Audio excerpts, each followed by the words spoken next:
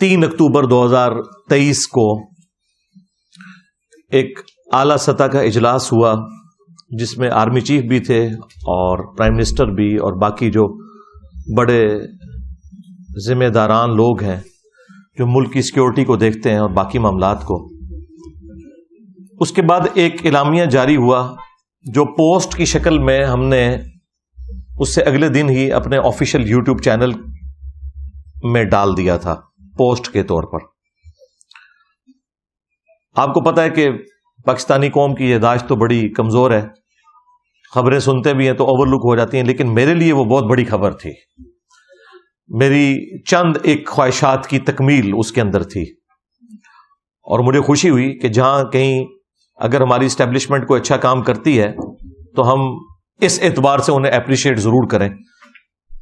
ویسے تو زیادہ تر ہم ان کے ناقد ہی رہتے ہیں، لیکن اس معاملے میں انہوں نے ایک اچھا سٹیپ لیا. تو میں نے وہ جو 5 بڑے بڑے نکات تھے ان کے وہ ڈسپلے کروا دیے اس ایک پوسٹ کے اندر ہی، اور اس کے نیچے لکھا کہ ہم صرف اسی قسم کی اسلامک ڈیموکریسی کو پاکستان میں سپورٹ کریں گے اور ہمیں کسی قسم کا کوئی اسلامی نظام اس اعتبار سے نہیں چاہیے کہ کوئی نان اسٹیٹ ایکٹر جماعت، کسی فرقے کی جماعت جو ہے وہ سیاست کی آڑ لے کر اور پاکستان کے اوپر قابض ہو جائے اور باقی فرقے والوں کو وہ قتل کرنا شروع کر دیں، کبھی توہین مذہب کے الزام میں، تو کبھی گستاخ رسول کہنے کے الزام میں، تو کبھی گستاخ اہل بیت کہنے کے الزام میں، تو کبھی گستاخ صحابہ کے الزام میں. تو وہ پوسٹ جو لگی اس کے اوپر ظاہر ہے کہ ہر طرح کے لوگ ہیں، ان کا اپنا ریئیکشن آئے گا. کچھ لوگوں نے اسے اپریشیٹ کیا، کچھ لوگوں نے اس کے اوپر اپنے تحفظات کا اظہار کیا. تو میں چاہ رہا ہوں ایک تو وہ پوسٹ بھی ڈسکس کر لوں اور اس پہ جو لوگوں کی ریزرویشن ہے وہ بھی میں ان کو کلیئر کر دوں.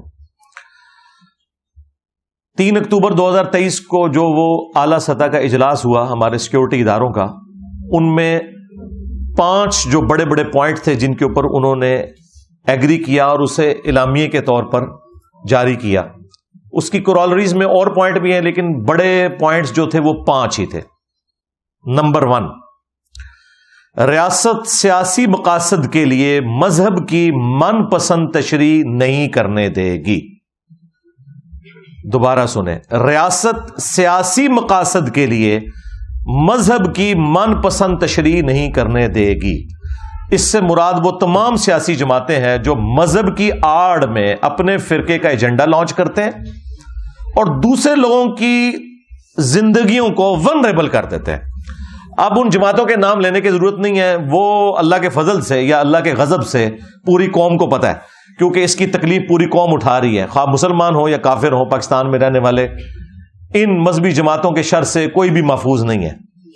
حتیٰ کہ حال یہ ہے کہ یہاں پہ کسی ریلیجس پرسنالٹی کو بھی اگر جان کو خطرہ ہوتا ہے تو دوسری مذہبی جماعت سے ہوتا ہے، کسی کافر سے نہیں ہوتا. اور پھر وہ امن حاصل کرنے کے لیے یورپ اور امریکہ میں یعنی کافراں دے ملک ٹر جاندے نے. وہ ایک کافراں دا ملک وہ ہے جتھے تہاڈی جان بچی ہوئی ہے، یا کافراں دا ملک وہ ہے کہ جدھر آپ کو ہر وقت یہ دھڑکا لگا رہتا ہے کہ کوئی عشق رسول کے نام کے اوپر آپ کا سر تن سے جدا نہ کر دے.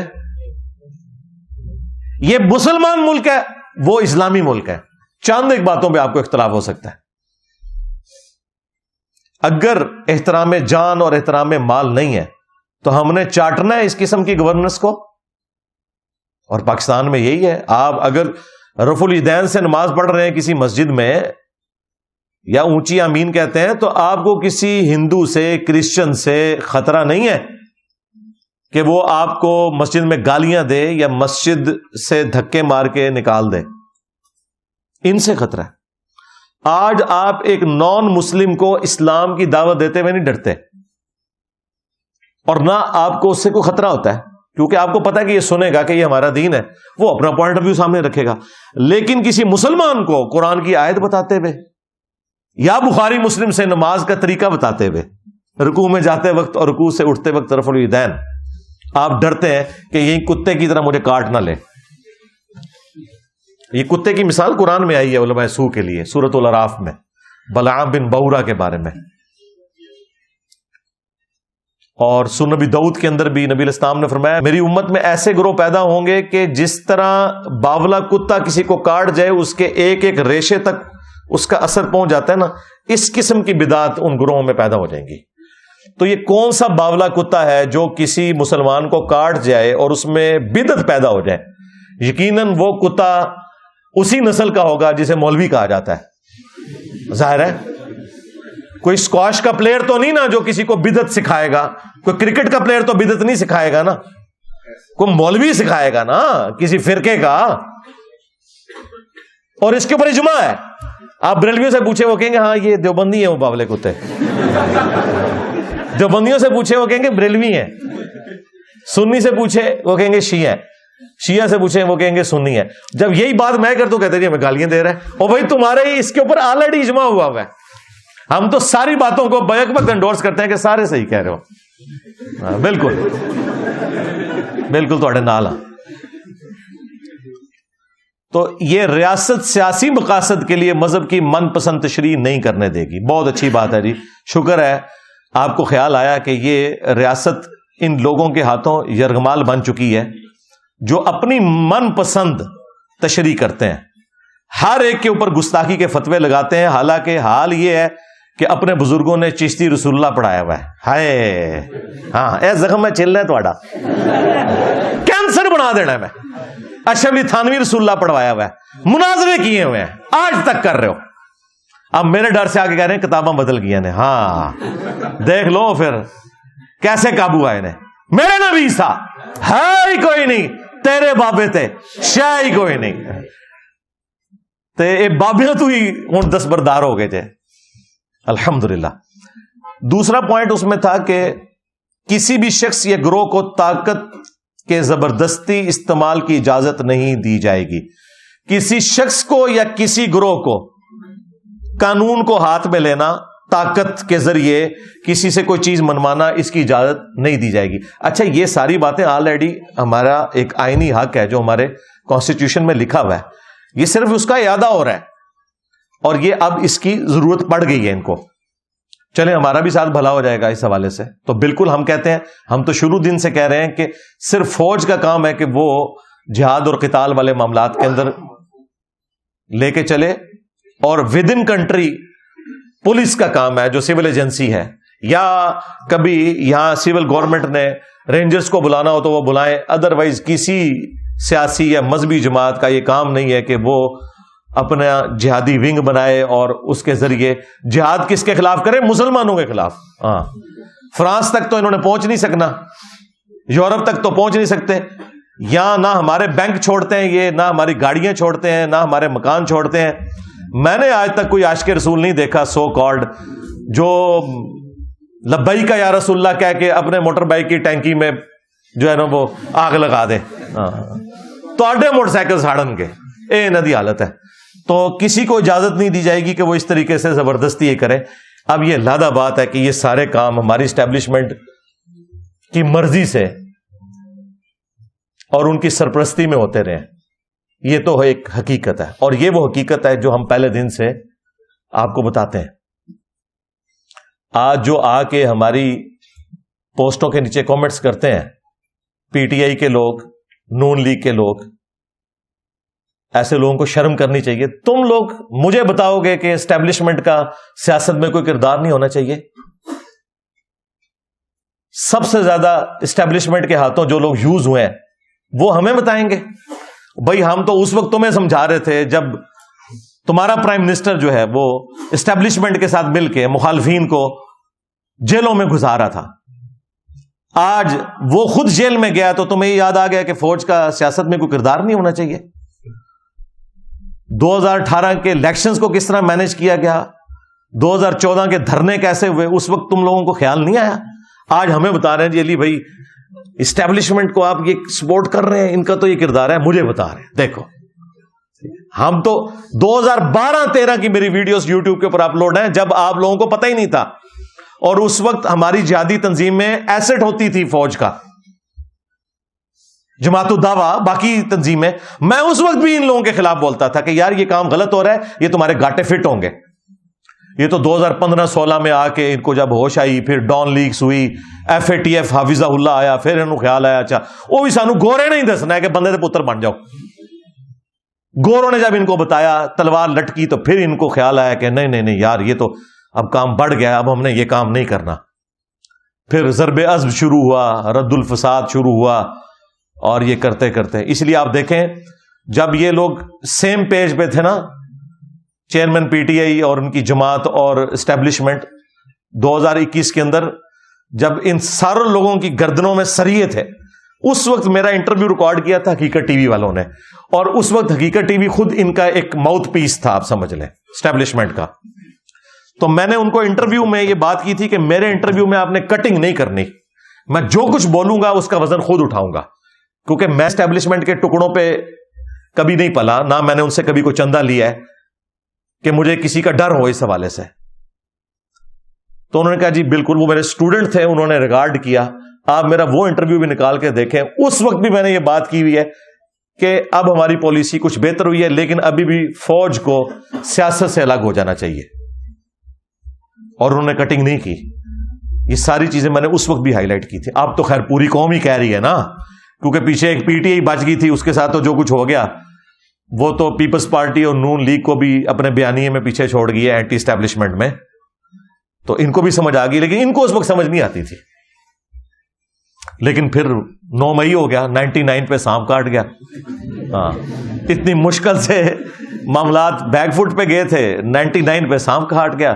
پھر اسٹیبلشمنٹ پورا مونسٹر بن کے سامنے آ گئی, اور اب وہ سیاسی جماعتیں بھی, جو جماعتیں اینٹی اسٹیبلشمنٹ تھیں, اب وہ بھی ترس کھا رہی ہیں, نہیں جی دیکھو جی PTI والوں نے زیادتی کر دی, تو اب کیا کرے بیچاری فوج. اب بھی بیچاری کر کے خود PTI جو اس وقت مزے لے رہی تھی, اب وہ کہہ رہے ہیں جی ہمارا تو کوئی تعلق نہیں. تو یہ جو 10,000 بندہ اندر پکڑا ہوا ہے, یہ نون لیگ کا بندہ ہے. ہم لوگ نہیں ان کی شکلیں پہچانتے. یہ کون لوگ ہیں جو آگ لگا رہے تھے فوجی تنصیبات کے اوپر جا کے؟ مس میرج تو ہوا ہے. جب ان کو اس کی ہیٹ فیل ہوئی تو اب انہوں نے اعلان برات کر دیا, لیکن وہ معاملہ تو اب بگڑ گیا. اور دیکھ لیں جتنے مولوی یہ خان صاحب کو پھونک چڑھاتے تھے, ایک بندہ بھی ان کی حمایت میں سامنے نہیں آیا. میں نے 9 مئی کی رات کو لائیو سیشن کے اندر سیدھا آرمی چیف کو مخاطب کر کے کہا تھا کہ یہ جو کچھ زیادتی ہوئی ہے, یہ بچے ہیں, ان کو معاف کر دیں. اور اگر آپ کہتے ہیں ہم نے ان کو پکڑنا ہے تو ان کے ان بڑوں کو پکڑو جن کے اعلی کار بنے تھے. ان بچوں کا کیا قصور ہے؟ یہ تو بےچارے ملک کی محبت میں یوز ہوئے تھے, اور ان کو تم نے ڈی ٹریک کیا تو آج انہوں نے آ کے تمہیں کاٹ لیا. اور اگر اپنے بڑوں کو نہیں پکڑ سکتے تو ان بچوں پہ رحم کہو یار, چھوڑ دو ان کو. صرف میں نے جرت کی. کدھر کے طارق جمیل صاحب؟ ہاں, امت کا رہنما ملا ہے اتنے عرصے بعد. اور بھائی چڑھتے سورج کو سلام ہوتا ہے. ٹروتھ لور جو ہے نا, وہ نہیں دیکھتے کہ سورج چڑھ رہا ہے یا ڈوب رہا ہے, وہ حق کی آواز کو بلند کرتے ہیں. تو میں نے اسی وقت کیا, بار بار کیا, آج پھر کر رہا ہوں کہ اگر آپ اپنے بڑوں کو سزا نہیں دے سکتے, چھوڑ دیں, باقیوں کو بھی معاف کر دیں. ٹھیک ہے, اگر آپ کہتے ہیں کہ نقصانات ہوئے ہیں, اس سے زیادہ نقصانات ہماری اسٹیبلشمنٹ کر چکی بھی ہے اپنی غلط پالیسیز کی وجہ سے. صرف مشرف نے جو پاکستان کو نقصان پہنچایا نا, امداد ہمیں 5 یا 6 ارب ڈالر ملی ہے, لیکن نقصان ہم 50 ارب ڈالر سے زیادہ کا اپنا کروا چکے ہیں. تو بس ٹھیک ہے یار, اگر تمہارے بڑوں نے اتنا نقصان کیا ہے, یہاں پہ عوام سے بھی کوئی تھوڑا بہت کوئی مس ہینڈل ہو گیا تو ٹھیک ہے یار, درگزر کرو. اور اگر اپنے بڑوں کو سزا نہیں دیتے, ان کو سزا دیتے ہو, تو ظاہر ہے پھر عوام میں کبھی بھی تمہارے لیے محبت کے جذبات پیدا نہیں ہوں گے. یہ تو ہم صرف سمجھا رہے ہیں, ہم نے کوئی پارٹی نہیں بنانی, جتھا نہیں بنانا, روڈ بلاک نہیں کرنی, صرف زبان سے کہنا ہے. مانیں گے ٹھیک ہے, نہیں مانیں گے تو اپنی مرضی. خان صاحب کو بھی ہم بہت سمجھاتے تھے کہ آپ یہ غلط طرف جا رہے ہیں, نہیں سمجھ آئی, اب ان کو سمجھ آ گئی ہے, لیکن اب فائدہ نہیں ہے. مجھے تو وہ اب چھوٹتے ہوئے نظر نہیں آ رہے. جس کیس میں ان کو ڈال رہے ہیں وہ, تو وہ سائفر کیس میں, تو وہ جسٹیفائی ہوں گے سزا دینے میں بھی, لے جائیں گے اس طرف. تو مجھے تو نہیں نظر آ رہا, لیکن اللہ کرے کو معاملات بہتری کی طرف جائیں. ہم تو صرف دعا ہی کر سکتے ہیں, سیدھی سی بات ہے. اچھا, اس میں 1-2 باتیں اور بھی کر دوں, باقی پھر 3 پوائنٹ میں کور کر کے اسے کلوز کرتا ہوں ٹاپک کو. ایک تو یہ ہے کہ یہ بڑی چیز ہے انصاف کے لیے کہ آپ اپنے بڑوں کو بھی سزا دیں, اس کے بعد پولیٹیکل لیڈرز یا ان کے ماننے والوں کو سزا دیں. یہ پہلی میری ڈیمانڈ ہے. دوسری ڈیمانڈ میں جو اکثر کرتا رہا ہوں مختلف ویڈیوز میں، 14 اگست کے اوپر تو اکثر میں یہی بات کرتا ہوں کہ ہر کوئی خدا کے لیے اپنا کام کرے. یعنی یہ جو ہمیں ایک شوق چڑھا ہوا ہے عدلیہ کو کہ وہ آ کے پارلیمنٹ میں دخل دے، فوج جا کے عدلیہ میں دخل دے، اور عدلیہ جا کے جو ہے وہ فوج کے معاملات کو دیکھے، کبھی ان کو سپورٹ کرے، کبھی خلاف ڈسین دے دے. بھائی اپنے اپنے کام کرو، ہر بندہ اپنا کام کرے تو ملک آگے چلے گا. ادروائز دوسرے کے کام میں اگر آپ لچ فرائی کریں گے تو بھائی آپ اپنا کام بھی صحیح طریقے سے نہیں کر سکیں گے. اور اس کے لیے میں نے کہا تھا کہ ملک میں اگر آپ نے اسٹیبلٹی لانی ہے تو آپ ایک چارٹر لکھ لیں، چارٹر آف ڈیموکریسی. اس میں بھلے اسٹیبلشمنٹ بیٹھے، فوج بھی بیٹھے، عدلیہ بھی بیٹھے، پولیٹیکل لیڈرز بھی بیٹھے، ساری جماعتوں کے، اور یہ ڈیسائیڈ کر لیں کہ ہماری اکانومی کی لائن اب آندہ 25 سال کے لیے 5 دفعہ جو اسمبلیاں اپنا وقت پورا کریں گی، ہماری اکانومی کی لائن یہی رہے گی. کوئی سیاسی جماعت دوسری سیاسی جماعت کے اوپر اکنامک پالیسی کا بلیم نہ دے، سارے مل کے پالیسی بنائے کہ آج اگر پی آئی اے کو ہم نے پرائیویٹائز کرنا ہے تو کرنا ہے. یہ نہیں ہے کہ پی ٹی آئی جو ہے وہ بیچ میں اپنا لچ فرائی کر دے کہ نہیں نہیں یہ ہو جاتی ہو رہی ہے، جب خود آئے تو پھر اور بات کرنا شروع کر دیں، نون لیگ کی حکومت آئے تو اور بات کرنا شروع کر دیں، اور جب اپوزیشن میں جائے تو اور بات کرنا شروع کر دیں، صرف پوائنٹ سکورنگ. یہ کام نہ ہو، ایک ڈیسیژن ہو، سارے اسے فالو کریں. اور اسی میں چارٹر آف اکانومی لکھا جائے اور چارٹر آف ڈیموکریسی، یہ 2 چارٹر لکھ لیے جائیں کہ ایک دوسرے کی حکومتوں کو نہیں الٹیں گے، اور اکانومی کے پوائنٹ آف ویو سے ایک آپ لائن لیں گے تاکہ یہ آندہ سے یہ معاملات اس طریقے سے نہ بگڑیں. 5 دفعہ اسمبلیاں پوری شرافت کے ساتھ اپنا وقت پورا کریں. اس طریقے سے نہیں کہ آپ پرائم منسٹرز کو کبھی پوری قوم کو آپ نے لگایا کہ جناب یہ اتنا بلینز آف ڈالرز جو ہے وہ فلاں لیڈر لے گیا اور اینڈ پہ آپ کو ایک اقامہ ملا. ٹھیک ہے، تو میں کہتا ہوں یار یہ کروڑوں روپے ملک کے ضائع کیے اگر اقامہ ہی نکالنا تھا اس میں سے. ٹھیک ہے، تو اس طرح کرنے کی بجائے نا آپ اصول اور انصاف کے اوپر معاملات کو لے کے چلیں، بجائے یہ کہ اپنے پولیٹیکل گینز کے لیے آپ کبھی مذہبی جماعتوں سے دھرنے کروائیں، پھر انہیں پیسے بانٹیں. ٹھیک ہے، پھر وہ اس وقت بھی آ جائیں جب آپ کو ضرورت نہ ہو، پھر آپ ان کے اوپر کریک ڈاؤن کریں، جب کریک ڈاؤن ہو تو پھر وہ ملک بند کر دیں اور یہ تماشا لگا رہے. تو چارٹر آف ڈیموکریسی اور چارٹر آف اکانومی یہ لکھا جائے، پالیسی سیم چلتی رہے. تیسرا پوائنٹ جو پچھلے دنوں یہ جڑاملا والا واقعہ ہوا جس میں 18 کے قریب گرجے جلے، وہ تو خیر کلیم بہت زیادہ بڑا فگر کر رہے ہیں، اور اس وقت ہمارے جو پنجاب کے آئی جی ہیں ڈاکٹر عثمان صاحب، انہوں نے تو بتایا کہ 6000 کے قریب نفری پیچھے تیار تھی جس نے یہ سارا معاملہ اور آگے بھڑکانا تھا، اس لیے ہم نے اس وقت معاملے کو ٹھنڈا کیا. تو مجھے اس وقت بھی بڑا یعنی غصہ آیا اس کے اوپر کہ یار یہ قوم کس طرف جا رہی ہے. بہرحال اب انہوں نے وہ جن 6000 بندے تھے ان کی لسٹیں پوری بنا لی ہوئی ہیں، انہوں نے وہ ایک ایک کر کے ساروں کو قانون کے کٹہرے میں لے کے آئیں گے. اور میں نے اس وقت بھی ریکویسٹ کی تھی کہ یار آپ نے ضرب الف شروع کیا، آپ نے رد الفساد کیا، ایک رد النفاق بھی کریں. یہ منافق ہے، یہ پاکستان کے ساتھ بھی منافقت کر رہے ہیں نان اسٹیٹ ایکٹر، اور اسلام کے ساتھ بھی منافقت کر رہے ہیں، عوام کو دھوکہ دے رہے ہیں. ان کے خلاف ایک آپریشن لانچ کریں، رد النفاق. وہ الحمدللہ اب نام اس کا جو بھی وہ رکھیں، بال رد النفاق شروع ہو گیا. جے اے میں تمہیں دس دیں انشاءاللہ اب یہ وقت کے ساتھ حالات بہتری کی طرف جائیں گے انشاءاللہ.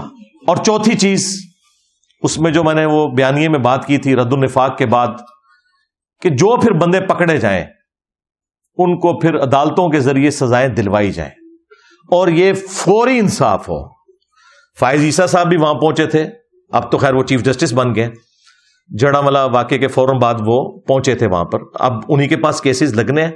تو اب کسی چیز کو بھی بالائے طاق رکھتے ہوئے جو صحیح ڈیسیژن بنتا ہے وہ کریں. آج تک پاکستان کی تاریخ میں جتنے نان اسٹیٹ ایکٹرز نے اس طرح کی حرکتیں کی ہیں نا، الٹیمیٹلی بڑی عدالتوں سے جا کے چھپ جاتے ہیں. آج تک جو کچھ بھی ہوا بڑی عدالتوں سے جا کے یہ لوگ چھٹ جاتے ہیں. اس لیے چھوٹتے ہیں کہ وہاں جا کے گواہ جو ہے گواہی نہیں دیتے، ان کی جان کو خطرہ ہوتا ہے. گواہ مکر جاتے ہیں، اب عدالت نے تو شواہد کی بنیاد پہ فیصلہ کرنا ہے. میرا خیال ہے گواہ اگر مکر بھی جائیں، اگر آپ کے پاس کیمرے کا ریکارڈ موجود ہے، سی سی ٹی وی سے یہ چیز کنفرم ہو جاتی ہے کہ یہ لوگ مجرم ہیں، انہیں سزا ملنی چاہیے، سیدھی سی بات ہے. ادروائز یہ معاملات اس طریقے سے چلتے رہیں گے. یہ 4 چیزیں ہو گئی. اور 5ویں چیز میں نے کہا تھا کہ یہ خیر میرا ایک ذاتی شغف ہے, یہ آپ کی مرضی ہے, چاہے تو سافٹ ویئر اپ ڈیٹ کر دیں ان کا, تو چاہے کوئی ایک مولوی سٹی بنا دیں, جس طرح جو ہے وہ اٹلی میں ویٹیکن سٹی بنا اور مولویوں کو کہا کہ بھئی ادھر لڑو بھیڑو جو کچھ کرنا ہے, ادھر جا کے خیر ان کا بھی ڈانگ نکل گیا. ان مولویوں کو ناردرن ایریا میں شفٹ کریں, جتنے بھی یہ فسادی قسم کے مولوی ہیں نا, ان کی 4 شادیاں کروائیں, ان کو گاڑیاں دیں, ٹھیک ہے, ان کو انٹرنیٹ کے ہائی سپیڈ کنیکشن لے دیں. یار ساڈی جان چھڈن ہے, اتوں انہوں کڈو, خدا دا نہ جے جے ملک نو رہنے دے قابل رکھنا ہے. تو یہ 5 نکاتی ایجنڈا ہے. نمبر 1 سزا دینی ہے, اپنے بڑوں کو دو, پلس ٹھیک ہے عوام کو بھی دو, لیکن اگر ان کے اوپر ہاتھ نہیں ڈال رہے, پولیٹیکل لوگوں سے بھی پھر صرف نظر والا معاملہ کرو. اور نمبر 2 چارٹر آف ڈیموکریسی یا چارٹر آف اکانومی, یہ دونوں چارٹرز لکھے جائیں اور ایک پالیسی بنائی جائے, تاکہ حکومتیں کوئی بھی آئیں ایک دوسرے کے اوپر بلیم نہ ڈال سکیں, نہ ایک دوسرے کی ٹانگیں کھینچیں. پھر آپ کو وہ ٹرو اسلامک ڈیموکریسی کی برکات بھی انشاءاللہ ملیں گی. نمبر 3 رد النفاق شروع کریں, آپریشن کا نام رد النفاق. اور 4تھی چیز, جب یہ آپریشن ہو اس کے بعد عدالتوں کے ذریعے فوراً سزاؤں والا معاملہ ہو اور منطقی انجام تک پہنچایا جائے. اور 5ویں چیز مولوی سٹی بنایا جائے ویٹیکن سٹی کے طرز کے اوپر. خیر یہ ساری باتیں میں نے ساتھ اس اعتبار سے ڈسکس کر دی کہ کانسیپٹ کلیئر ہو جائے. تو 2 پوائنٹ ہم ڈسکس کر چکے ہیں اس اعلامیے میں. ایک, ریاست سیاسی مقاصد کے لیے مذہب کی من پسند تشریح نہیں کرنے دے گی. دوسرا, کسی بھی شخص یا گروہ کو طاقت کا زبردستی استعمال کرنے کی اجازت نہیں دی جائے گی. نمبر 3 اقلیتوں کے حقوق اور مذہبی آزادی اسلام اور آئین پاکستان کا حصہ ہے. اور ظاہر ہے بالکل ہے, یہ پاکستان کے جھنڈے میں جو وائٹ نشان ہے یہ غیر مسلموں کے لیے, خواہ وہ غیر مسلم قادیانی ہوں, خواہ وہ غیر مسلم جیوز ہوں, کرسچنز ہوں یا ہندو ہوں. زندگی کا حق نہیں آپ ان سے چھین سکتے. عقیدے کا اختلاف, علمی اختلاف اپنی جگہ, وہ آپ نے کرنا ہے, ڈنکے کی چوٹ پہ کرنا ہے. تم لوگ تو ختم نبوت کے نام کے اوپر صرف چندے کھاتے ہو نا. علمی جواب قادیانیوں کے علمی وظائف کے صرف میں نے دیے ہیں. آج بھی یوٹیوب پہ مجھے بتائیں کسی بھی ختم نبوت کی تحریک کی کوئی علمی ویڈیو دکھائیں. زیادہ سے زیادہ یہ کہیں گے جی وہ ٹوائلٹ میں مر گیا, بس اس قسم کے ان کے پاس اعتراضات ہوتے ہیں. علمی بات کوئی نہیں کی سوائے میرے. درجنوں ویڈیوز ہیں میری قادیانیوں کے خلاف. انہوں نے صرف, اور انہوں نے بھی اینٹی قادیانی کام کیا ہے. ختم نبوت پہ تو کسی نے بھی نہیں کام کیا. ختم نبوت اس دن ہوگا ہاں جس دن چشتی رسول اللہ اشرفی رسول اللہ پہ بھی یہ لوگ بات کریں گے جدھر سے چندے لے کے کھا رہے ہیں. اسی شہر سے نکلتے ہیں جہاں سے کتابیں چھپ رہی ہیں, ادھر دھرنا نہیں دیتے, مصیبت ہماری جان کو ڈال دیتے ہیں. تو یہ جو اقلیتوں کے حقوق ہیں بالکل ان کی حفاظت ہونی چاہیے. یہ all over the world Pakistan کے لیے بدنامی کا معاملہ بنا ہوا ہے. 4تھی چیز اس میں تھی, ملک میں سیاسی مسلح گروہ یا تنظیم کی کوئی جگہ نہیں ہے.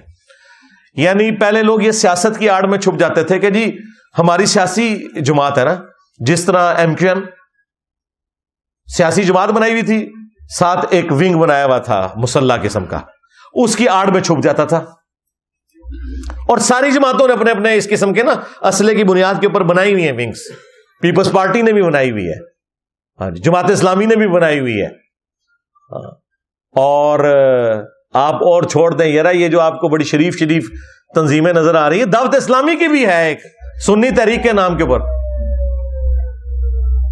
وہ اس طرح کے جو لوگ ہیں ان کے حوالے کرتے ہیں. وہ یہ TLP تو اب آئی ہے نا, اس سے پہلے سنی تحریک تھی.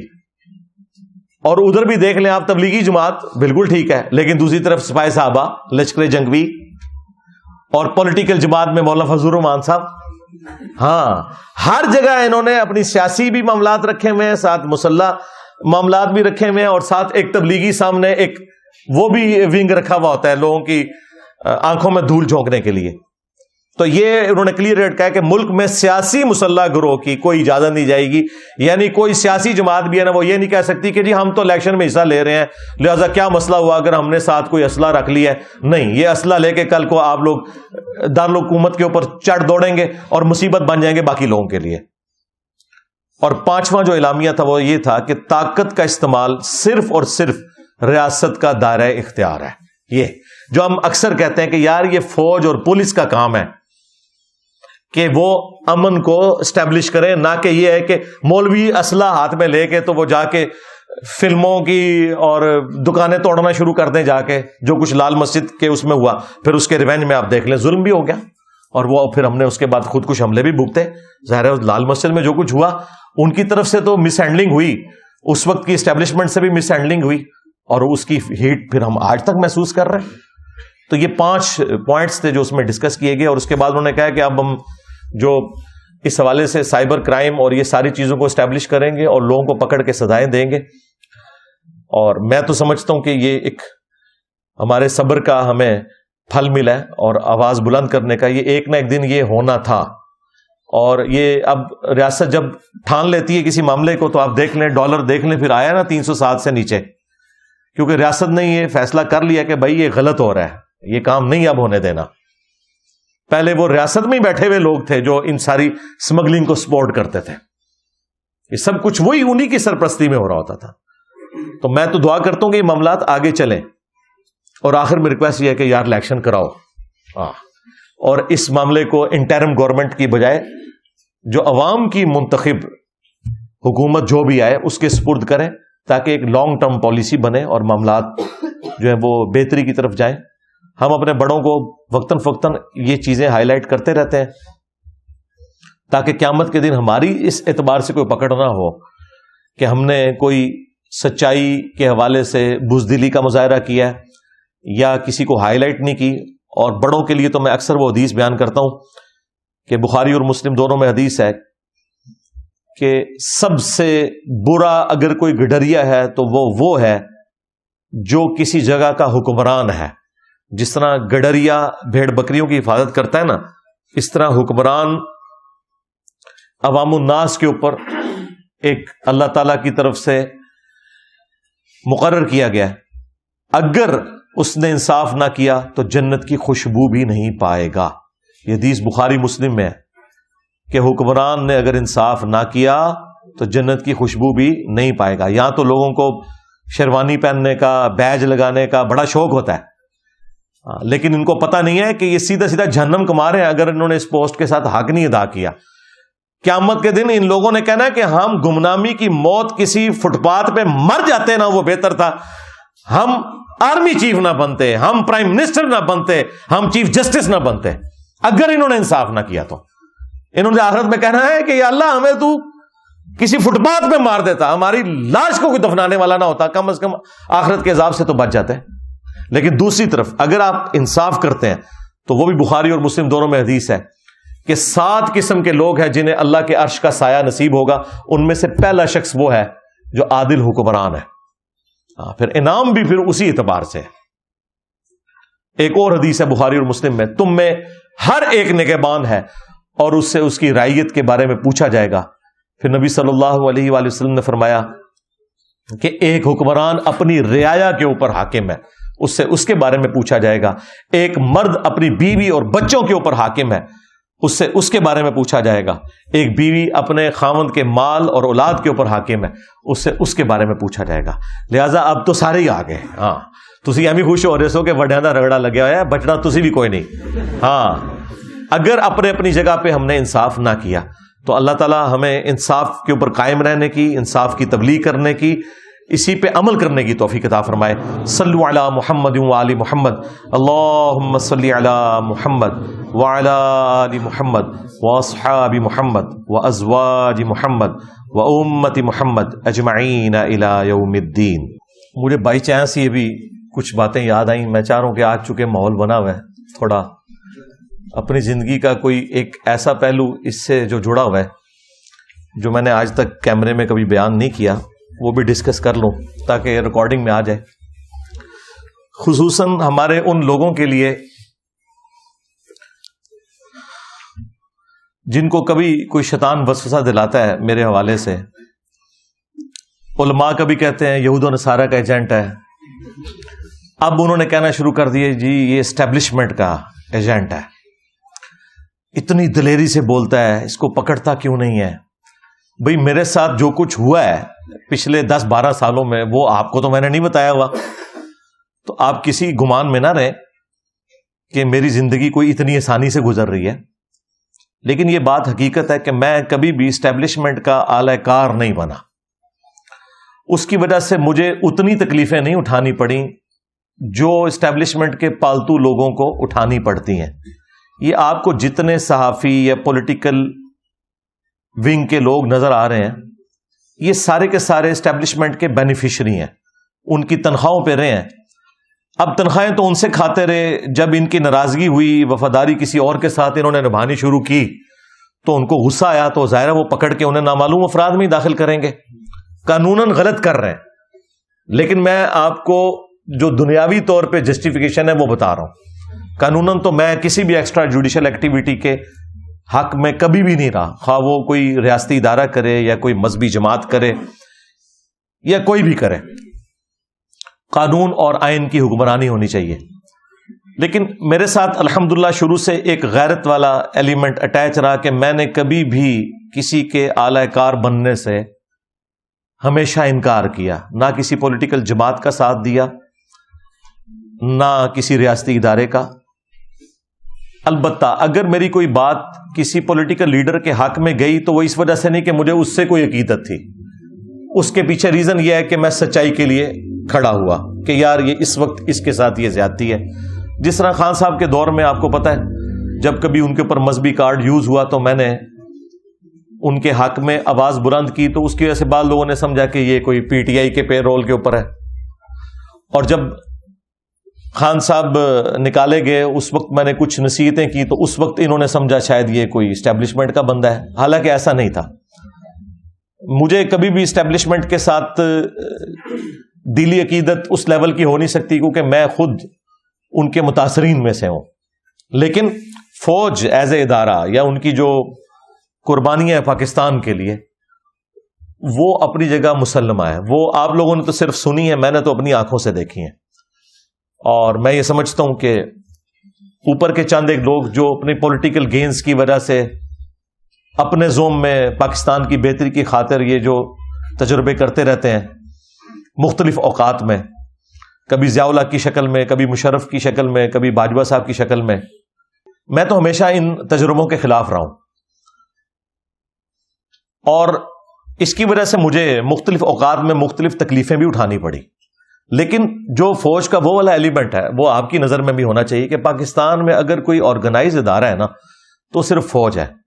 پاکستان کی یونٹی کی علامت ہے تو وہ فوج ہے, اس وجہ سے کہ کراچی سے لے کر کے پی کے اینڈ تک اور ادھر سے آپ مشرقی بارڈر سے لے کر مغربی بارڈر تک ایک ہی ادارہ ایسا ہے کہ جس میں سما اطاعت کا سسٹم ہے. پولیٹیکل جماعتیں تو ٹوٹی ہوئی ہیں, ایک جگہ ایک جماعت کا ہولڈ ہے, دوسری جگہ دوسری جماعت کا ہولڈ ہے. ہاں کبھی وہ جماعت تھی پیپلز پارٹی, بھٹو صاحب کا ایک پورے کا پورا ایک سارا معاملہ تھا پورے ملک کے اندر, لیکن اب ایسا نہیں ہے. تو یونٹی اس ادارے کی وجہ سے ہے. سما اطاعت کا جو سسٹم ہے ہمارا, سی پیک کا معاملہ ہو یا باقی معاملات, ظاہر ہے وہ فوج ہی دیکھ رہی ہوتی ہے. پریکٹیکلی جانے بھی وہی دے رہے ہوتے ہیں, پولیس دے رہی ہوتی ہے, عوام الناس بھی دے رہی ہوتی ہے, لیکن فرنٹ محاذ کے اوپر ظاہر ہے فوج ہی لڑ رہی ہوتی ہے. مجھے اس وقت زیادہ احساس ہوا جب میں نے اپنی جاب کے دوران, میں یعنی 2002 میں نے ایک سینسٹیو آرگنائزیشن کے اندر جاب اپنی سٹارٹ کی, نیس کام کے اندر. اس کے اندر ایک این ڈی سی ادارہ تھا, ڈاکٹر سمر مبارک مان صاحب اوورال ہمارے چیئرمین تھے. ان کے ساتھ بھی مجھے 1 to 1 کئی دفعہ گفتگو کرنے کا, میٹنگز اٹینڈ کرنے کا اتفاق ہوا. اور میٹنگز میں اکثر بریفنگ میں ہی دیا کرتا تھا اپنی اسپیکنگ پاور کی وجہ سے. تو میں نے کافی چیزیں یعنی آبزرو کی وہاں پہ. اپنے اداروں کے اعتبار سے تو خیر ہمارے ٹامی انرجی کے جتنے بھی ادارے ہیں عام لوگ تو ان کے بارے میں اچھا گمان رکھتے ہیں اور کسی حد تک درست بھی ہے, لیکن اتنے بھی کوئی دودھ کے دھلے ہوئے نہیں ہیں. یہاں پہ بھی ظاہر ہے جو ایک حرام خوری والا معاملہ ہے وہ یہاں پہ بھی موجود ہے, اس بڑے لیول پہ نہیں لیکن چھوٹے لیول پہ تو ہے. لیکن اوور آل لوگ کمیٹڈ ہیں, اس میں کوئی شک نہیں. میں نے ڈاکٹر سمر مبارک صاحب کے ساتھ یعنی جو وقت گزارا, میں نے جو سب سے بڑی چیز دیکھی, میں نے انہیں کبھی بھی نہیں پایا کہ وہ یعنی اقامت سے پہلے مسجد میں پہلی صف میں نہ ہو, خواہ وہ فجر کی نماز ہو. گرمیوں کی فجر کی نماز میں بھی وہ بندہ آدھا گھنٹہ پہلے مسجد میں پہلی صف میں بیٹھا ہوتا تھا. اس کے بعد پھر عرفان برنی صاحب بنے اور باقی لوگ جتنے ہمارے ماشاءاللہ مجھے کافی کلوزلی ان لوگوں کو دیکھنے کا موقع ملا. وہیں پر مجھے جو چیز آبزرو ہوئی جو میں کبھی بھی باہر رہ کے نہیں کر سکتا تھا، وہ فوج کا وہ پہلو ہے جو آپ لوگوں کی نظروں سے اوجھل ہے، اور وہ یہ ہے کہ پاکستان کی جتنی بھی یہ سینسٹیو آرگنائزیشن یا ان کی سائٹس ہیں جو پہاڑوں میں بنی ہوئی ہیں، پاکستان کے جو میزائل پروگرام کی سٹوریج، باقی ساری چیزیں ایس پی ڈی کے تھرو، ASFC کے تھرو، یہ ساری سیکیورٹی فوج دیکھتی ہے ہماری ساری سائٹس کی. اور وہ سائٹس کلومیٹرز پہ پہاڑوں میں پھیلی ہوئی ہیں، اور وہ پہاڑ وہ ہیں کہ جہاں پہ صدیوں سے کبھی کوئی آبادی بھی نہیں تھی، اب وہاں سائٹس بنی سیکیورٹی کی وجہ سے. اب ظاہر ہے کہ وہ سائٹس تو بن گئی ہیں، لیکن وہ تو اماج گاہ ہیں سانپوں کی، خنزیر وہاں پہ عام پھرتے ہیں، اور اس کے علاوہ بھی کئی ایک موذی قسم کے جانور. سائٹس تو اب بن گئی ہیں، ظاہر ہے وہ شام کے وقت وہ ساری چیزیں وہاں جمع بھی ہو جاتی ہیں. کئی بار ایسا ہوا کہ ہمارے ڈرائیورز یا سیکیورٹی گارڈز کے کمروں سے سانپ بھی نکل آتے تھے. ظاہر ہے پہاڑوں کے اندر ہے، اب کتنی آپ صفائی کر سکتے ہیں، اتنا کچھ مینج کریں.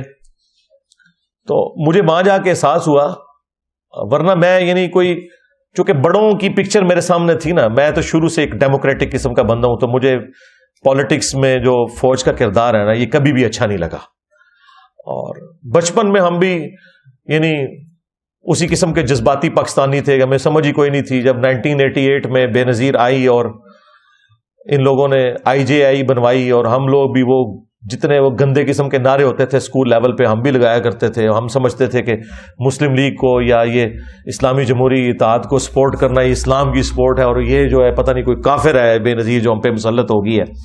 وہ تو پھر ہمیں بعد میں پتہ چلا کہ یہ تو بڑے لوگوں کی گیمیں تھیں، اور وہ 90s کی تو پوری گیم جو پیپلز پارٹی اور مسلم لیگ کی جو یہ تماشا چلتا رہا، یہ ان بچوں نے نہیں دیکھا کہ جو صرف خان صاحب کی باتیں سنتے ہیں.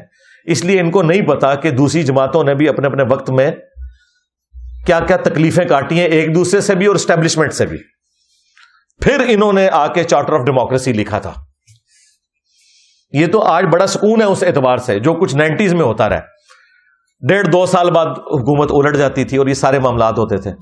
ہمیں بھی اس وقت سمجھ نہیں تھی، لیکن جب سمجھ آئی تو مجھے پتا چلا کہ یار یہ تو سارے کا سارا مسئلہ جو ہے وہ ایک ادارے کی وجہ سے خراب ہو رہا ہے. تو میرے دل میں ان کے لیے کبھی بھی کوئی اس طرح کا نرم رویہ یا جذبہ نہیں تھا. میں آپ کو جاب پہ جانے سے پہلے کی بات کر رہا ہوں. لیکن جب میں نے وہاں یہ والا اسپیکٹ دیکھا، پھر میں نے کہا یار یہ بےچارے تو ان کے آفیسز سے لے کے اسٹاف کے لوگوں تک سر کہہ کے تو ہم سے بات کرتے تھے، پھر ہماری سیکیورٹی کے لیے انہوں نے سب کچھ کرنا اور اتنے اچھے اخلاق سے پیش آنا. مجھے پھر وہ والا جب اسپیکٹ سامنے آیا نا، تو پھر میں نے کہا کہ نہیں یار یہ فرق کرنا چاہیے ہمیں. جس طرح ہمیں پولیٹیکل جماعتوں میں بھی اچھے لوگوں میں اور برے لوگوں میں فرق کرنا چاہیے، مذہبی جماعتوں میں بھی، فرقوں میں بھی، ان کے عقائد میں بھی، کہ سنی کی ساری باتیں غلط نہیں، شیعہ کی ساری باتیں غلط نہیں. جو میں اچھی بات کو سپورٹ کرتا ہوں اور برائی سے آپ نے الگ رہنا ہے. وہی جو حضرت عثمان نے ہمیں سکھا دیا ہے کہ نماز مسلمانوں میں نیکی کا کام ہے، نیکی کے کاموں میں ان کا ساتھ دو. جنہوں نے مسجد نبوی پہ قبضہ کیا ہوا ہے، صحیح بخاری 695 نمبر حدیث، برائی میں ان سے الگ رہو. حالانکہ اسٹیک پہ خلافت لگی ہوئی حضرت عثمان کی، لیکن اپنے مخالفین کے بارے میں کہہ رہے ہیں نمازیں ان کے پیچھے پڑھو، اگرچہ انہوں نے مسجد نبوی پہ قبضہ کر لیا، کیونکہ نماز تو کوئی برائی کا کام نہیں. لہٰذا پاکستانی قوم بھی دیکھے کہ اچھائی کے کاموں میں تو کم از کم اسٹیبلشمنٹ کا ساتھ دیں، فوجی قیادت کا بھی ساتھ دیں، پولیٹیکل قیادت کا بھی ساتھ دیں، پرائم منسٹر کا بھی ساتھ دیں. ہاں برائی میں الگ رہیں، اپنا پروٹیسٹ بھی ریکارڈ کروائیں، لیکن صرف دشمنی پہ اتر کے اس لیول پہ چلے جانا کہ آپ ان کے بارے میں نیگیٹو رویہ اختیار کریں. میں یہ سمجھتا ہوں یہ جو ابھی ڈیسیژن ہوا ہے، جو میں نے آپ کو 5 پوائنٹ بتائے کہ اب یہ ڈیسائیڈ ہوا ہے کہ کوئی بھی سیاسی جماعت مسلح گروہ بنا کے اس طریقے سے مذہب کی من پسند تشریح کر کے نہیں چڑھ دوڑے گی دوسرے کے اوپر. یہ بہت بڑا ایک ڈیسیژن ہے. اسی طریقے سے ابھی یہ جو ڈالرز کے حوالے سے جو کچھ ہوا اچھی چیز ہے. باقی ہم وہ کہتے ہیں کہ الیکشن اپنے ٹائم پہ ہونا چاہیے، بالکل. اس میں پولیٹیکل لیڈرز کے خلاف اگر کیسز بنے ہیں تو ان بڑوں کے خلاف بھی بننے چاہیے جنہوں نے ان پولیٹیکل لیڈرز کو یوز کر کے اس طرح کے تجربات اپنی پاکستانی قوم کے اوپر کیے. وہ اپنی جگہ، وہ تو میں بار بار ریکارڈ کرواتا ہوں، لیکن یہ والا اسپیکٹ یاد رکھیں، کیونکہ میں نے دیکھا ہے کہ جب سے خان صاحب کے ساتھ یہ سارا مسئلہ ہوا ہے نا، تو پی ٹی آئی جو ہے نا وہ بہت آگے چلی گئی ہے اس معاملات میں. نون لیگ تو شاہی کوئی نہیں اس کے مقابلے میں رہی ہے کہ جس طرح کی اب یہ زبان پاکستان کے اداروں کے بارے میں استعمال کر رہے ہیں. اس سے اداروں کو تو کوئی نقصان نہیں ہونا، پاکستان کا بیڑا غرق ہو جانا ہے۔ ان کے ہاتھ میں بھائی سلطہ ہے، ان کے ہاتھ میں بندوق ہے، وہ پھر آپ کو گھروں سے بھی اٹھائیں گے، پھر آپ لوگ جو ہیں وہ جتنے بھی بنے ہوئے ہیں۔ اب مجھے بتائیں وہ پی ٹی آئی کے لیڈر جو کل تک کہتے تھے کہ نواز شریف بھگوڑا آتا کیوں نہیں ہے، اب میں حماد اظہر سے نہ پوچھوں کہ تو کیوں بھگوڑا ہے، آ نا عدالتوں کا مقابلہ کرنا۔ جب تو بلاتا تھا نواز شریف کو کہ آؤ جی عدالتوں کا سامنا کرو، کیسز کا سامنا کرو، تو تم لوگ کیوں، مراد سعید کیوں بھگوڑا ہوا ہے، آؤ نا عدالتوں کا سامنا کرو نا۔ تو اب تمہیں اس بات کا جواب مل جائے گا کہ نواز شریف بار سے واپس کیوں نہیں آ رہا تھا۔ ہاں، کیونکہ جب تک اپنی دم پہ نہ پاؤں پڑے اس وقت تک کسی کی تکلیف کا احساس نہیں آپ کو ہوتا۔ ہم کہتے ہیں وہ بھی غلط ہو رہا تھا، یہ بھی غلط ہو رہا ہے، لیکن یہ نہیں ہو سکتا کہ آپ اس کو جسٹیفائی کریں اور اسے غلط کہیں، یا اسے جسٹیفائی کریں اور اسے غلط کہیں۔ اب تو خیر خان صاحب نے خود بھی مانا ہے، خان صاحب نے کہا ہے کہ جی میں نے نہیں نواز شریف کی حکومت اٹھائی تھی، وہ اسٹیبلشمنٹ نے اٹھائی تھی۔ ٹھیک ہے، یہ تو لکھ کے سپریم کورٹ میں دیا ہے خان صاحب نے، جو باتیں اتنے صافی نہیں ان سے منوا سکے، اب ان کو سمجھ آ گئی ہے۔ تو یہ وقت کے ساتھ چیزیں لرن کرتے ہیں، اب ہماری اسٹیبلشمنٹ بھی سیکھ رہی ہے۔ پر میں اپنے والے سے آپ کو بتا دوں کہ مجھے پہلے نمبر پہ قرآن و سنت ہے، اس کے بعد پاکستان کا آئین ہے، اور اس کے بعد کوئی ریاستی ادارہ یا سیاسی جماعت ہوگی۔ جو بھی غلط کام کرے گا ڈنکے کی چوٹ پہ میں کہوں گا غلط ہے، یہ کام ٹھیک ہو رہا ہے، یہ کام غلط ہو رہا ہے۔ تو مجھے جو اپنی جاب سے ریٹائرمنٹ لینی پڑی، اس میں بھی انڈائریکٹلی میرے ساتھ بھی ایک لیول کی ایک زیادتی ہوئی جس کی وجہ سے مجھے لینی پڑی۔ خیر اس شر میں سے اللہ نے خیر نکالا کہ میری خواہش تھی، ویسے تو میں الٹا بھی لٹک جاتا، میں جس پوسٹ پہ تھا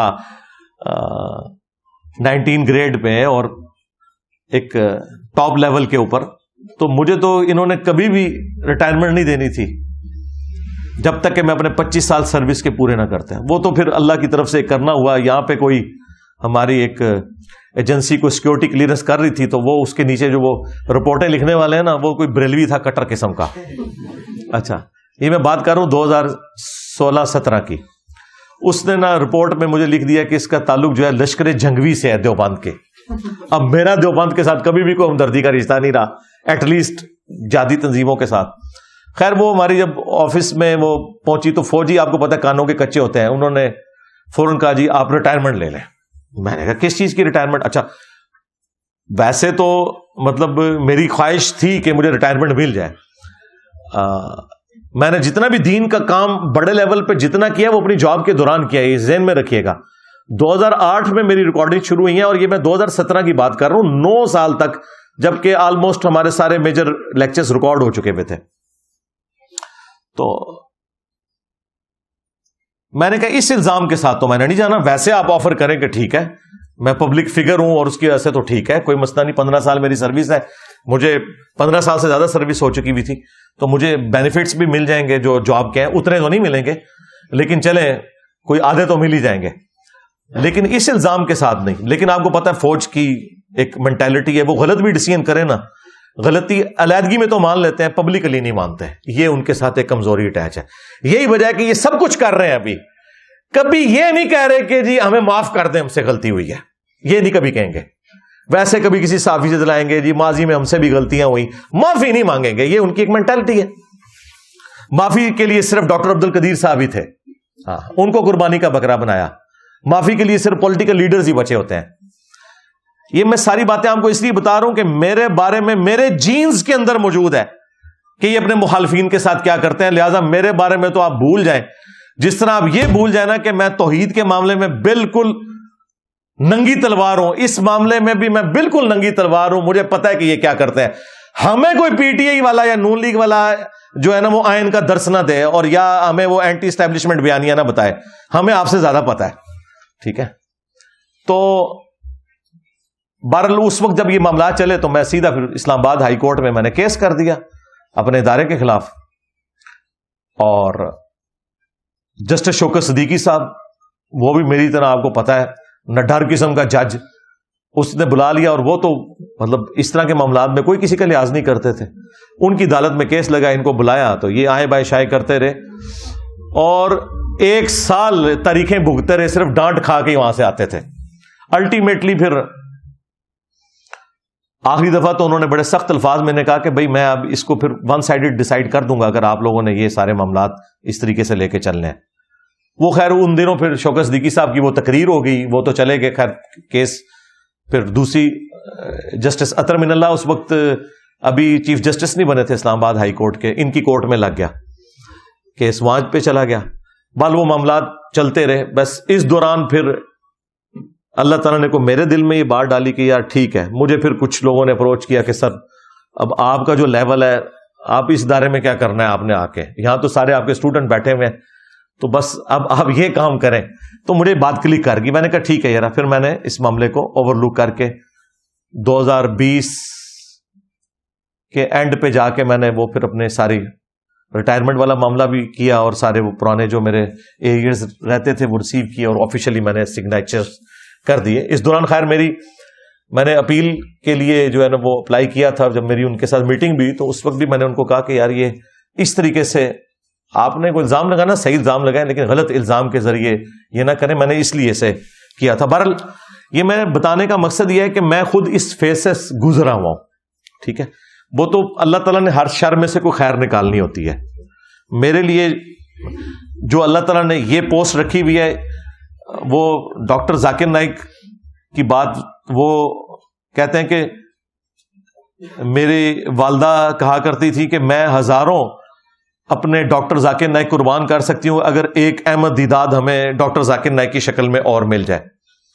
تو ڈاکٹرز تو بہت ہوں گے لیکن ڈاکٹر ذاکر نائک تو ڈاکٹر ذاکر نائک ہے. کنگ ایڈورڈ میڈیکل کالج نے کئی MBBS ڈاکٹرز پروڈیوس کیے ہیں، لیکن ڈاکٹر اسرار تو پھر ڈاکٹر اسرار ہے، ٹھیک ہے. تو اس لیے میں نے جب دیکھا، میں نے کہا یار میکینیکل انجینئر دنیا میں اور بھی کہیں ہیں، ٹامی انرجی میں ہائر پوسٹ میں ہے، لیکن یہ اس وقت جو اللہ تعالیٰ نے یہ اس کام کے لیے مجھے چن لیا، اور ظاہر ہے کہ اللہ تعالیٰ ہی کسی کے دل میں بات ڈالتا ہے، اس کو صلاحیتیں دیتا ہے غیر معمولی حالات و واقعات میں. تو میں نے پھر اس کام کو پورے پیشن کے ساتھ الحمدللہ لے کے چلوں. اور آپ دیکھ لیں 2017 میں ہمارے 1 لاکھ سبسکرائبرز تھے پورے 10 سالوں کے اندر، اور پھر چند سالوں کے اندر اب آپ دیکھ لیں سبسکرائبرز کو تو خیر سیکنڈری حیثیت حاصل ہے، اگرچہ وہ 2.5 ملین سے زیادہ ہے، لیکن اصل چیز ویورشپ ہے. آج آپ دنیا میں ریلیجن پہ بات کریں تو آپ کو پتا چل جائے گا کہ وہ فرقے جن کی تعداد کروڑوں میں ہے، وہ مولوی جن کے پیچھے کروڑوں اس فرقے کے لوگ کھڑے ہیں، ان کو کتنی دنیا سنتی ہے دین کے لیے، اور ہمارے پلیٹ فارم کو کتنی دنیا سنتی ہے دین کے لیے. یہ آپ کے سامنے ہے. دیکھیں تبلیغی جماعت نے یا دعوت اسلامی نے اگر ترقی کی ہے نا، تو ایک فرقے سے انہوں نے جنم لیا ہے جن کے کروڑوں ماننے والے تھے، اور تبید سارے نو پوڑ کے رہا دیتا ہے. دیکھیں نا یہ ہونا کہ یعنی ایک بندہ بریلویت سے اٹھے تو ظاہر ہے کروڑوں بریلوی موجود ہیں، چند اس کے ساتھ لگ جائیں گے، اور پھر سارے محاذوں پہ بیک وقت جنگ لڑ کے، اور پھر اللہ تعالیٰ کی یہ نصرت کہ سچائی کی طاقت ہے کہ باقی لوگ تو اپنے فرقوں کی دعوت کو لے کے چلے، جہاں کروڑوں لوگ ساتھ موجود تھے وہ سارے فیل ہو گئے، اور جو سارے فرقوں سے ٹکر لے کر کھڑا ہوا اللہ اور اس کے محبوب علیہ السلام کی فیور کے اندر، جس کے ساتھ کوئی بھی نہیں تھا، اور اللہ تعالیٰ نے اس کی آواز کو اس طرح پوری دنیا میں پہنچایا، پورا پیراڈائم شفٹ ہو گیا. لوگ اکثر کہتے ہیں انجینئر صاحب کو اسٹوڈنٹ تیار کریں اپنے بعد. میں نے کہا اپنے بعد کیا، اپنے بعد کا بھی کام میں نے اپنی زندگی میں اللہ نے مجھ سے لے لیا. یعنی ہم کوئی بھی اگر ایک اسکول آف تھاٹ کہہ لیں، یا کوئی تحریک یا کوئی بھی ایسی چیز کوئی بھی لانچ کرتا ہے، وہ کس لیے ہوتی ہے؟ تاکہ ریفارم کی جائے. تو اس پلیٹ فارم کی برکت سے تو پوری نیشن ہی، پوری مسلمان قوم ریفارم ہو گئی ہے. وہ کہتی ہے کہ بھائی ہمیں بتانا ہے قرآن و سنت میں کیا لکھا ہے، لے جاؤ بابے سائڈ پہ. تو یہ سب سے بڑی چینج ہے. اگر کوئی مجھے ایک لائن میں پوچھے نا چینج کیا ہے، اب لوگ کہتے ہیں 10 لکھیا کی تھی، ہاں کتنے لکھے ہیں؟ بس یہ بات جب بھی کوئی بریلوی دیوبندی اہل حدیث شیعہ اپنے مولوی سے پوچھے 10 کتنے لکھے ہیں، تو یہ چینج ہے. اس سے بڑی اور چینج کیا چاہیے؟ اس طرح کی چینج تو پہلے کبھی نہیں آئی تھی. تو یہ وہ ریفارم ہونا ہے. الحمدللہ اللہ کا شکر ہے کہ ہم نے اس معاملے کو بڑی ایمانداری کے ساتھ لے کے چلے ہیں. لہٰذا میرے بارے میں کبھی بھی کسی نے وہم نہیں کھانا کہ میں کبھی اسٹیبلشمنٹ کا اعلی کار بنوں یا بنا رہا، یا کبھی ناٹ ایٹ آل، نیور، کبھی بھی نہیں. میں بالکل سچائی کے لیے ہمیشہ کھڑا ہوتا ہوں، آندہ بھی کھڑا ہوں گا. آپ دیکھیں لوگ تو رالیں لوگوں کی ٹپک رہی ہوتی ہیں. یہ جو خان صاحب کے دور کے اندر اس وقت کی جو اسٹیبلشمنٹ نے جو پلان کیا ہوا تھا نا، اس پلان میں مجھے بھی انہوں نے یوز کرنے کی کوشش کی. میرے پاس بندے بھیجے کہ آپ کو وزارت مذہبی امور دیں گے، آپ کی لائف کو تھریٹ ہے، آپ وہاں شفٹ ہو جائیں. میں نے کہا بھائی میں آپ کو اسسٹ ضرور کروں گا، میں سسٹم کا حصہ نہیں بن سکتا، کسی مولوی کو ہی ڈھونڈیں. ہاں میں آپ کو پورا کورس بنا کے دے سکتا ہوں کہ اس طریقے سے معاملات کو لے کے چلنا ہے، لیکن اگر آپ یہ کہیں نہیں. پھر انہوں نے پھر مختلف پارٹیاں میرے پاس بھیجیں کہ جی وہ جی یہ آپ طارق جمیل صاحب، جواد نقوی صاحب، کچھ علماء کی لسٹ دی، ان کو آپ اکٹھا کریں، ہم تمام ٹی وی چینلز پہ آپ کے پروگرام کراتے ہیں اور ہم اس طریقے سے اس معاملے کو لے کے چلتے ہیں، مولویوں کو سائڈ پہ کریں. میں نے کہا جو ایک دفعہ ان کے ہاتھوں یوز ہو گیا تو کل کو یہ اپنے مرضی کا دین بھی بیان کروائیں گے. میں نے کہا بھائی ہماری معذرت قبول کریں، البتہ آپ دین کی ہیلپ کے طور پہ ہم سے جب بھی کوئی چیز پوچھیں گے وہ ہم ضرور بتائیں گے، آپ کے لیے ہم کام نہیں بھائی کر سکتے، سیدھی سی بات ہے. اور وہ دیکھیں وہ بیچارہ تو اب فارغ ہو کے گھر بیٹھ گیا، جس کا آرمی چیف بننے کا خواب تھا، بندے میرے پاس بھیج رہا تھا، مجھے تو نہیں پتا تھا کہ اس کا اپنا کیا اشر ہونا ہے، خود بھی فارغ ہو گیا. تو دیکھیں میں کبھی بھی نہ ابھی اعلی کار بنوں گا، نہ پہلے کبھی بنا، نہ مستقبل میں.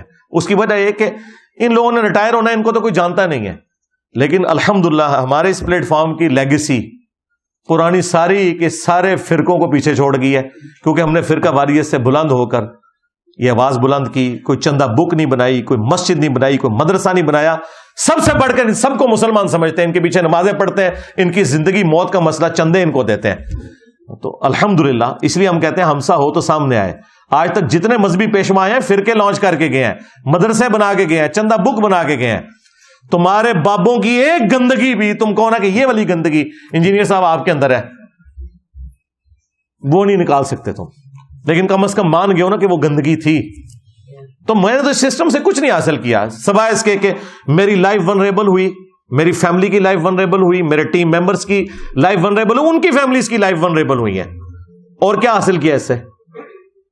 مونیٹائز نہیں کیا اپنا چینل ویڈیو ایڈز کے اوپر. 1 کروڑ سے زیادہ میں مہینے کا کما سکتا تھا اگر ویڈیو ایڈ چلاؤں، جتنی میری ویور شپ ہے.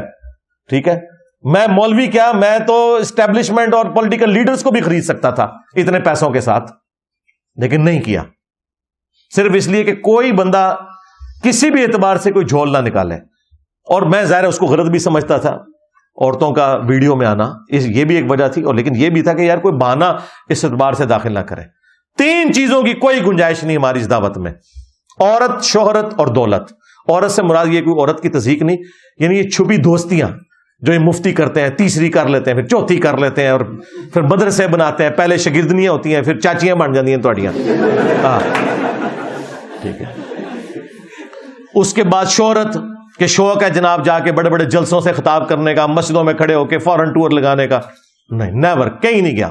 جو آتا ہے ادھر آئے گا بھائی. وہ اکثر ہمارے یہاں پہ اکیڈمی میں فون آتا ہے نا، لاہور سے لوگ آتے ہیں، پنڈی سے، اسلام آباد سے. میں نے کہا دیکھ لو، پہلے جیلم سے لوگ داتا دربار جاتے تھے، اب داتا دربار والے جیلم شریف آتے ہیں. یہ فرق ہے، یہ فرق ہے. کیونکہ باباؤں کے بابا، وہ اس لیے کہ ہماری نسبت بہت اونچی ہے. الحمدللہ میرے نبی سا ہے ہی کوئی نہیں، تیرے بابے تھے شے ہی کوئی نہیں. یہ ہے وجہ. ختم نبوت کی برکت سے جو کام شفٹ ہوا تھا. تو عورت، شہرت اور دولت، یہ 3 فتنوں سے اگر آپ بچ جائیں تو میرے بھائی زمین و آسمان کی ساری جو نیگیٹو قوتیں ہیں، شیاطین مل کے آپ کو نقصان نہیں پہنچا سکتے. جب بھی ڈرل ہوگا نا، یہ دیکھیں جتنے انٹرنیشنل اسپیکر ہیں نام لیے بغیر، کسی کو کوئی زنانی لڑ گئی ہے، ہاں کسی کو شہرت لڑ گئی ہے، کسی کو دولت لڑ گئی ہے، اور پوری زندگی دین کا کام کر کے آخر میں ذلیل ہو گئے بڑھاپے میں جا کے. یہ نہ سمجھے کہ کوئی بیڈ لک ہوئی ہے ان کے ساتھ، بیڈ لک نہیں ہوئی ہے، یہ رزلٹ ابھی نکلنا تھا. کام یہ شروع سے اسی طریقے سے کر رہے ہوتے ہیں. وہ اللہ تعالیٰ نے ڈھیل دی کہ شاید پلٹ آئے، کوئی شاید پلٹ آئے، نہیں پلٹتا ٹھیک ہے، بڑھے ویلے جاؤ مر جاؤ اسی طرح. اس لیے یہ نصیحت میں ویڈیو میں بھی ریکارڈ کروا رہا ہوں اپنے تمام سٹوڈنٹس کے لیے بھی، خصوصاً جو ہمارے دعوت کے حوالے سے ختم نبوت کی برکت سے نبی الاسلام کی مبارک دعوت کو لے کے چل رہے ہیں. عورت، شہرت، دولت، ان 3 چیزوں کو ہمیشہ اپنے سامنے رکھنا ہے. ان تینوں چیزوں میں سے میں کسی چیز میں انوالو تو نہیں ہوا. جب آپ سمجھے انوالو ہو گیا، اب آپ سمجھے اخلاص بھی گیا، اللہ کی مدد بھی گئی. ورنہ مجھے بتائیں ایک بندہ اتنی دلیری کے ساتھ سارے فرقوں کو، ان کے بابوں کو پون کے رکھ دے اور سارے فیل ہو جائیں، اپنی سارے چندہ بکس کے ساتھ، مدارس کے ساتھ، سارے مولوی مل کے دیکھ لیں آج پوری دنیا میں وہ انجینئر کا فتنہ آ گیا جی، وہ انجینئر کا کچھ کرو جی، انجینئر کر دو جی. پھر کوئی اور بہانہ نہیں ملتا تھا تو پھر فلاں کا ایجنٹ، فلاں کا ایجنٹ. اور اب تو یہ ساری گالیاں اتنی گھس پٹ گئی ہیں کہ اب مجھے خود بھی ہنسی آتی ہے. کبھی کوئی قادیانی کہہ دے یا یہ کہتے میں کہتا ہوں یار یہ تو کوئی نوی شاید لب کے لے آؤ. ہاں یہ تو ساری چیزیں پٹ گئی ہیں تھوڑیاں. تو اللہ کا شکر ہے یہ میں نے ساری باتیں اس کے ساتھ اس لیے کر دی تاکہ آپ کو اگر میری زندگی میں کوئی ایسا ایک چھپا ہوا ایلیمنٹ تھا جو شاید میں نے ابھی تک ویڈیو میں بیان نہیں کیا تھا تو وہ بھی میں ریکارڈنگ میں لے آؤں، بجائے اس کے کہ میرے بعد کوئی بندہ میری طرف کوئی ایسی بات منسوب کرے تو میں اس کی کلیریفیکیشن خود اس حوالے سے دے دوں. باقی تو اللہ کا شکر ہے کہ ہر بات کی کلیریفیکیشن دینا ضروری بھی نہیں ہے. کسی انسان کا جو کریکٹر ہے وہ خود بتاتا ہے کہ وہ کیسا ہے. تو یہ بار بار جی فلانے نے کہتا جی اے دیتے کوئی گل کرو جی ادھر تے گل کرو، بھائی یہ قیامت تک لوگ باتیں کرتے رہیں گے. اس کا کوئی اینڈ نہیں ہوگا. بات یہ کہ اوورآل ڈاکٹرن دیکھیں، اگر آپ کو اس سے بہتر کوئی پلیٹ فارم نظر آتا ہے، ہم یہ نہیں کہہ رہے کہ آپ وہاں جائیں، ہمیں بھی لے جائیں ساتھ. ہاں اگلی بات کریں گے. یہ حوصلہ کسی میں نہیں ہے. لوگ تو کہتے ہیں انجینئر کو سننا نہیں، اور انجینئر صاحب یہ کہہ رہے ہیں کہ اگر کوئی اس سے اچھی جگہ ہے جہاں پہ لوگ قرآن، بخاری، مسلم، دین کی بات کر رہے ہیں ریفرنس کے ساتھ، آپ وہاں نہ اٹیچ ہو، مجھے بھی ساتھ لے جائیں. ہاں میں بھی ادھر اٹیچ ہو جاؤں، اس کو لا کے ہم یہاں بٹاتے ہیں.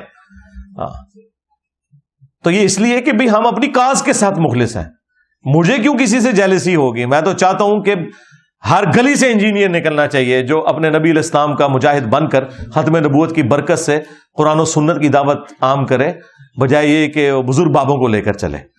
سیدھی سی بات ہے. صلو علی محمد وآل محمد، اللہم صلی علی محمد وعلی آل محمد واصحاب محمد وازواج محمد وامت محمد اجمعین الی یوم الدین. اللہم انی اسألک بانک انت اللہ لا الہ الا انت الاحد الصمد الذی لم یلد ولم یولد ولم یکن له کفوا احد وإلہکم الہ واحد لا الہ الا هو الرحمن الرحیم. الف لام میم. اللہ لا الہ الا هو الحی القیوم. اللہم صلی علی محمد وعلی آل محمد. اللہم ربنا آتنا فی الدنیا حسنہ وفی الآخرة حسنة وقنا عذاب النار. ربنا آتنا من لدنک رحمة وہیئ لنا من امرنا رشدا. اللہم اغفر لحینا ومیتنا وشاہدنا وغائبنا وصغیرنا وکبیرنا وذکرنا وانثانا. اللہم من احییتہ منا فاحیہ علی الاسلام ومن توفیتہ منا فتوفہ علی الایمان. اے اللہ جن جن بھلائیوں کا سوال تیرے محبوب صلی اللہ علیہ وآلہ وسلم نے تجھ سے کیا، ہمارے حق میں، ہمارے ماں باپ کے حق میں، ہمارے بیوی بچوں کے حق میں، پوری امت کے حق میں قبول منظور فرما. جن جن چیزوں کے شر سے تیرے محبوب صلی اللہ علیہ وآلہ وسلم نے تیری پناہ طلب کی، تمام مسلمانوں کو ان تمام چیزوں کے شر سے اپنی پناہ عطا فرما. بالخصوص چائنا، کشمیر، انڈیا، فلسطین، یمن، عراق، شام، پاکستان، افغانستان، جہاں کئی مسلمان کس پرسی کی زندگی گزار رہے ہیں، غیب سے ان کی عزت، آبرو، جان و مال کی حفاظت فرما. حاضرین کے دلوں میں جو جو نیک اور جائز دعائیں ہیں قبول منظور فرما. حاضرین کے جو چھوٹے بڑے رشتہ دار فوت ہو چکے ان کی مغفرت فرما. جو زندہ ہیں ان کو اپنی موت سے پہلے قبر و آخرت کی تیاری کرنے کی توفیق عطا فرما. جو بیمار ہیں انہیں شفاء کلی عطا فرما. یہ تمام دعائیں تمام مسلمانوں کے حق میں قبول منظور فرما. اے اللہ ہمارے ملک پاکستان کی خیر فرما، اندرونی اور بیرونی خطرات سے محفوظ فرما، پورے عالم اسلام کی خیر فرما. سبحان ربک رب العزت عما یصفون وسلام علی المرسلین والحمد للہ رب العالمین وصلی اللہ علی النبی الکریم وعلی آلہ واصحابہ اجمعین الی یوم الدین. آمین.